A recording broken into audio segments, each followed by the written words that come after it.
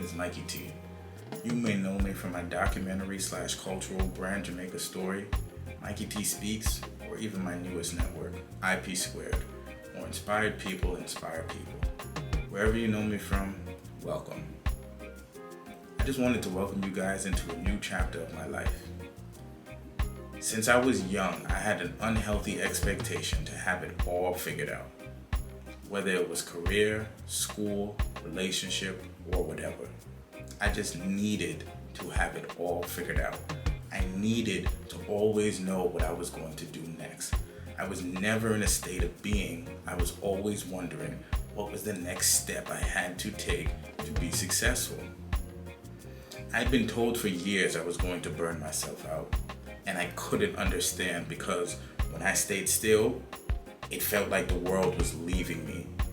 It felt like I was being lazy or disrespectful to God, who had gave me the potential to do so much more.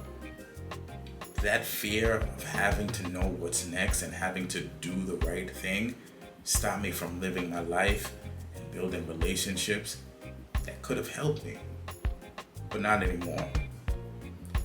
I'm learning how to trust God and take a leap of faith. And I want to invite you guys in on this journey. Are you afraid of the dark?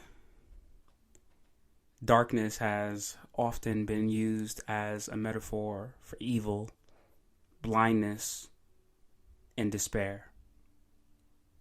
We've been trained to resist darkness. We're strangers to it. Why do we resist it? Why are we hesitant to draw near? It's because darkness represents what makes us all uncomfortable: uncertainty. Here's the problem. We all value the idea of trust, but we all fear uncertainty. Darkness can be disorienting, showing up in forms like confusion, heartbreak, loss, and suffering. It paralyzes us and demands that we stay slaves to fears and what ifs. But what if darkness is actually God's gift to us? What if we've been looking at things wrong all along? What if darkness isn't our enemy, but really our friend, leading us into a deeper sense of self and purpose? What if control is the lie we tell ourselves? That we can control the events of our lives, the people we love, and the future we all desperately long for? What if uncertainty is the conduit for clarity, the bridge for our better, and the gate for grace? What if? What if trust is God's love language?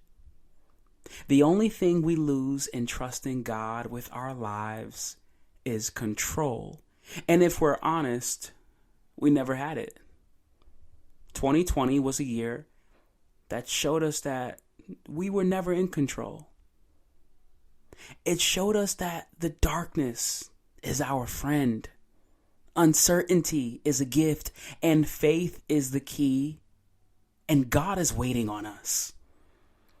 God is not asking for our blind faith and trust, but He wants you to trust Him with your whole heart and trust that you are loved unconditionally. It's in His love for you that you can be free from your anxiety and the violence that we do ourselves in manipulating, shifting, and altering our lives. We can rest knowing that we have a Father who is after our greatest good. We can trust in knowing that wherever He leads us, He is already there. And we can celebrate because we possess a confidence that moves mountains and allows us to walk upon raging seas. So, what does trust look like? Trust looks like you bowing your head, asking God for guidance.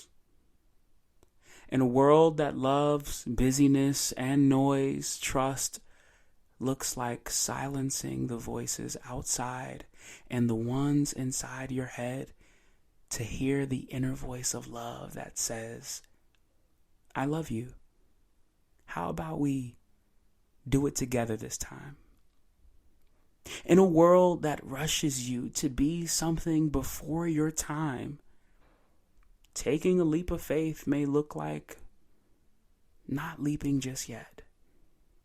It might mean to stand still. 2 Corinthians 5:7 says, it's what we trust in, but don't yet see, that keeps us going.